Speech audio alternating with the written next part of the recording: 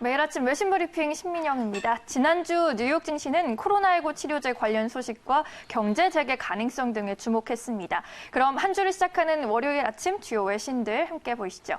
먼저 마켓워치의 보도부터 보겠습니다. 마켓워치는 길리어드의 코로나 치료제와 트럼프 행정부의 미국 재가동 계획이 다우지수를 700포인트나 끌어올렸다고 전했습니다.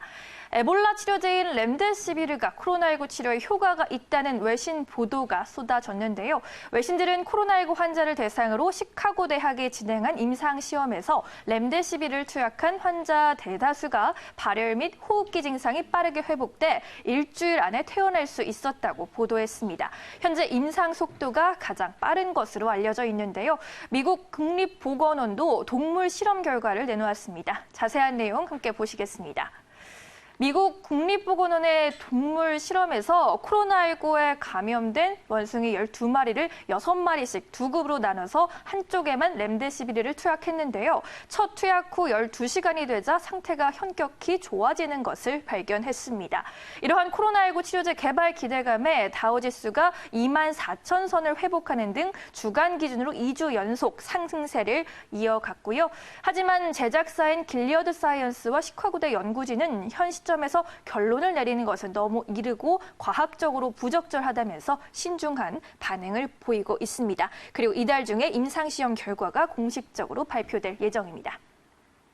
다음 기사 열어볼게요. 지난주에 시작된 미국 기업들의 1분기 실적 발표는 이번 주에도 이어지면서 뉴욕 증시 흐름을 좌우할 전망입니다.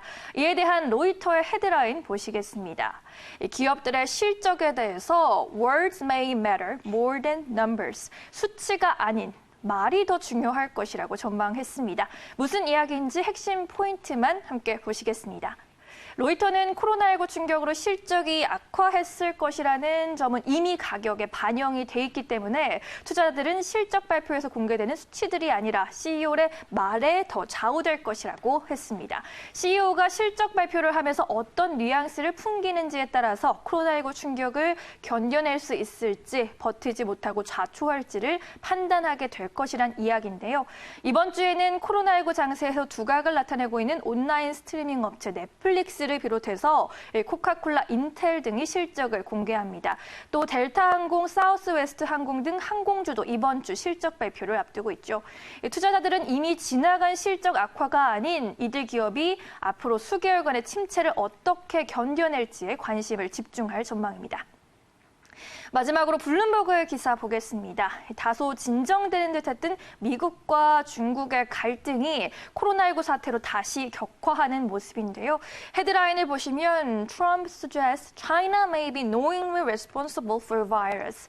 트럼프가 중국이 바이러스 확산에 고의적인 책임이 있을 수 있다라는 발언을 했습니다.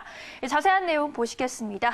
트럼프 미국 대통령은 중국 정부가 코로나19 확산을 알면서도 고의로 놓아둔 것이라면 대가를 치르게 될 것이라고 경고하고 나섰습니다.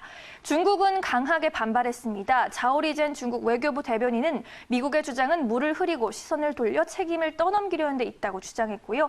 미국 정부는 이 과정에서 중국과의 마찰도 불사하겠다는 입장이어서 2단계 무역 협상을 비롯해 정치 안보 분야에서도 양측 간 충돌이 본격화할 것으로 전망되고 있습니다.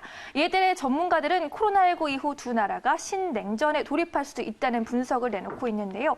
미 정치 싱크탱크인 유라시아 그룹은 2020년 최대 리스크 보고서에서 향후 2단계 무역 협상은 불가능할 것이라며 두 나라가 본격적으로 충돌하면서 경제 제재와 수출 통제, 불매 운동이 난무하는 신냉전이 올 수도 있다고 내다봤습니다. 지금까지 외신 브리핑 일부 함께 하셨습니다.